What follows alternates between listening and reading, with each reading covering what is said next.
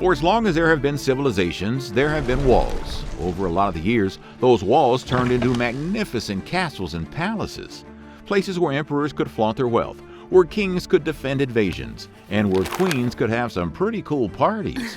From a castle built over a bottomless pit that leads to hell, to one that hosted a party that lasted 40 days and 40 nights, these are some of the most insane castles to ever exist.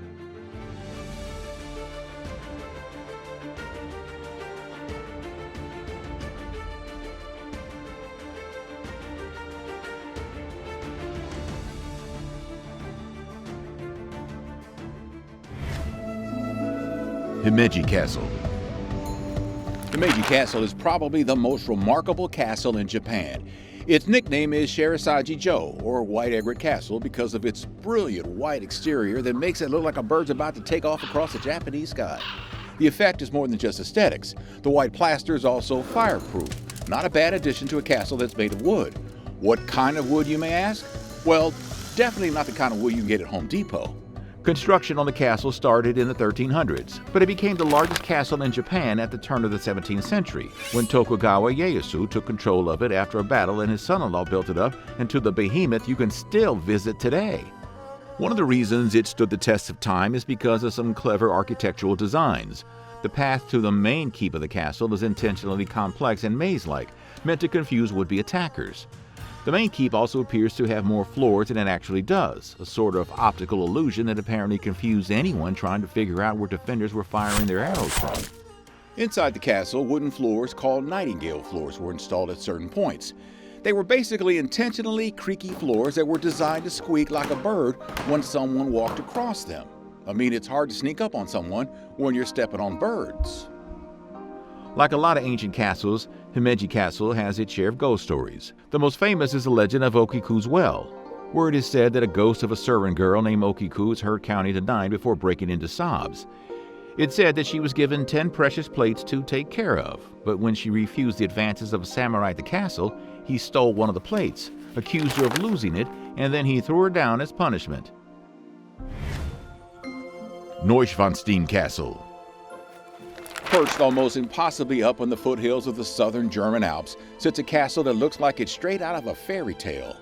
Neuschwanstein Castle was built by a mad king obsessed with fantasy lands, so its fairy tale aura was intentional.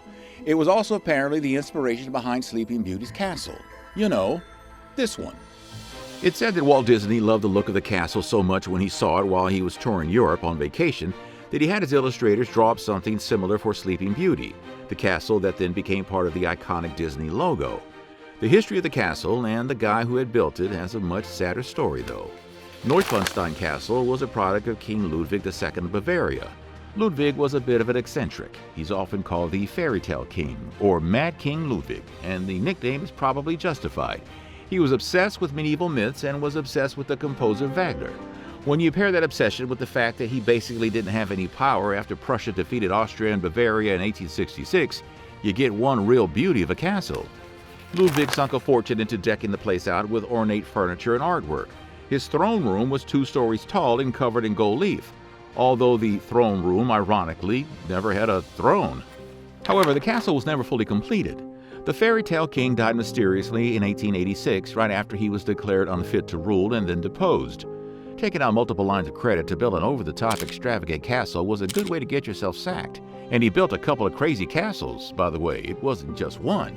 Here are some of the castles he built. Let us know your favorite. His body, along with that of his psychiatrist, was found in the lake near another of his castles. It's said he took his own life, but the circumstances behind the death were pretty shady. Predjama Castle. Predjama Castle is one of the craziest castles ever built. It's actually the largest castle in the world, built into the mouth of a cave in south-central Slovenia, a remarkable architectural feat. During the late 1500s, the castle was controlled by a nobleman named Erasmus of Luig. Erasmus managed to really tick off the Holy Roman Frederick III after he took the life of one of his relatives who had offended Erasmus by talking smack about one of his dead friends. Erasmus fled to his cave fortress and became a robber baron, stealing from and extorting nearby towns that were controlled by the Holy Roman Empire. Eventually, Frederick laid siege to Predjama, but the castle was so well fortified that it was a near impossible task. Secret tunnels running under the castle made it easy for Erasmus to sneak in supplies, and the siege slogged on for over a year. Frederick III, facing a seemingly insurmountable task, attempted to starve Erasmus out by blockading the castle. Legend has it that Erasmus's downfall came not from military might, but from betrayal. One of his servants, allegedly bribed by the enemy forces, revealed the location of Erasmus's concealed tunnel to Frederick III's troops. Exploiting this newfound knowledge, the Holy Roman forces waited for the opportune moment and launched a surprise attack, catching Erasmus off guard while he was using the toilet. Now, I don't know if it was number 1 or number 2, but I can only imagine what he said when they walked in. Hochosterwitz Castle. Hochosterwitz Castle in Austria is one of the few castles out there still standing that has the rare distinction of never being successfully invaded or breached. A big reason for this is the fact that there's a series of 14 gates that were built along the steep, treacherous path leading to the castle's entrance. It was a gauntlet that nobody wanted to take on. The Gate Gauntlet, as I've just decided to name it, was built in 1570, but the history of this insane castle goes back farther than that. It pops up in the historical record around 860 in the aftermath of Charlemagne's empire. One of the first documented defenses of Hochosterwitz Castle came around 1335 when a countess named Margaret of Tyrol besieged the castle after she was denied an inheritance claim. The defenders of the besieged castle were creative, though. They flung an ox filled with grain over the wall to make it seem like they were flush with supplies. They weren't. Margaret and her forces were fooled and gave up on the siege, thinking it would last a lot longer than they thought it would. After a series of Ottoman invasions, the whole gate system was set up. The first line of defense was the location of the castle itself, which was perched atop a steep rock that naturally made any approach difficult. The gates used a few different types of defensive tactics. Some featured drawbridges that could be quickly retracted, cutting off access. Others had concealed spikes that could do a whole bunch of damage. Oh yeah, and they had some setups for spewing hot oil on approaching enemies as well. According to legend, all would-be attackers never managed to make it farther than the fourth gate. Houska Castle. Houska Castle in the Czech Republic doesn't make any sense when you think about it. It's in a remote area that's far away from any trade routes or borders that would usually justify its construction. So why was it built? Legend has it that it's there to guard a gateway to the underworld. In the early 13th century, locals in the area started noticing strange things in the forest surrounding Houska. There were stories of a bottomless pit where winged creatures surfaced and ran amok. Wanting to see what was going on, a duke had a young criminal lowered into the pit. He screamed, and when they raised him back up, he was 40 years older and had lost his mind. So the duke built a castle, and it was an unusual one. Many of the windows are fake, simply painted on the walls. Many of its defensive elements are actually oriented towards the inside, like they're meant to keep something in rather than out. The castle's chapel is built directly over the supposed pit, which was a strategic choice according to legend. It was meant to seal the demonic creatures in the underworld. Regular exorcisms were said to be conducted there to prevent evil from escaping the pit.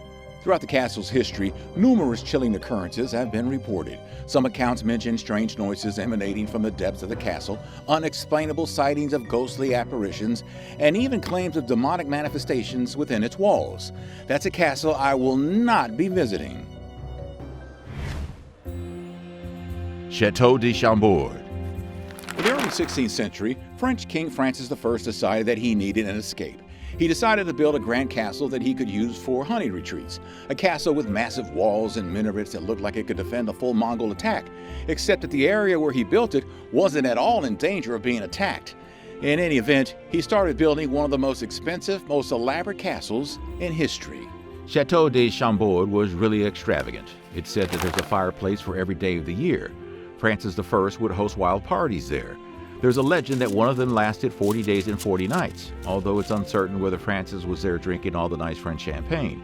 Historians think he only spent about 72 days total at his retreat. Construction on the chateau started in 1519.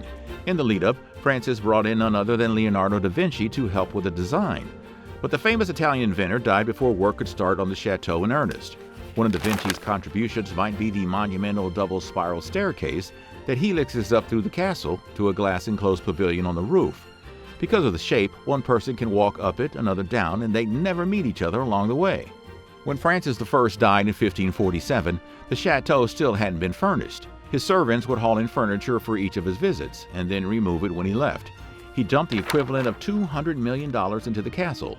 But when he died, Chateau de Chambord fell into ruin. 100 years later, Louis XIV would fix it up and furnish rooms like this one. Not a bad renovation, but I'd be pretty ticked off if I was Francis. I mean, I didn't even get to enjoy the castle. Pontefract Castle. One of the most important castles in English history is now a ruin. But the stories about it and the events that went down there make it a legendary place. It was one of the most formidable castles in medieval Europe, a place where wars were won and lost, and where kings were held captive and mysteriously disappeared. Pontefract Castle in West Yorkshire was built around 1070 by a guy named Ilbert de Lacy on land that was granted to him by William the Conqueror. Over the next few centuries, it was built up into a behemoth with thick stone walls and towers that made it nearly impossible to capture. Nearly. Control of the castle actually shifted multiple times over the years.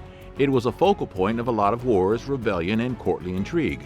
In 1399, King Richard II was deposed by his cousin Henry IV. While he was imprisoned at Pontefract, he supposedly died of starvation, maybe from a self-imposed hunger strike. Many people think his cousin had him taken out in the castle's jail, though. Other rumors swirl that Richard actually escaped and fled to Scotland. During the English Civil Wars, which lasted from 1642 to 1651, Pontefract Castle was ground zero for some of the most intense fighting outside of London.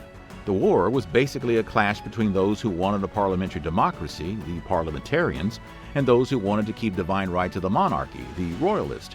In 1648, Pontefract was controlled by the parliamentarians, but the royalists were knocking on the door. Literally. It's said that a royalist colonel named John Moores and some of his men dressed up in common clothes knocked on the door of the castle and asked humbly if anyone had any straw they could use as bedding. Thinking these poor peasants who just wanted bedding were not a threat, the parliamentarians opened the gates and were met by a secret army that rushed in and took control of the castle. Now, who wouldn't get suspicious of that? After the Civil War, which the parliamentarians won, by the way, Pontefract Castle was seen as a threat to the newly established Commonwealth government. Parliament ordered the demolition of the castle, leaving only a fragment of its original imposing structure standing. Thanks for watching. What other insane architecture throughout history do you want to learn about? Let us know in the comments, and don't forget to like and subscribe for more Nutty History.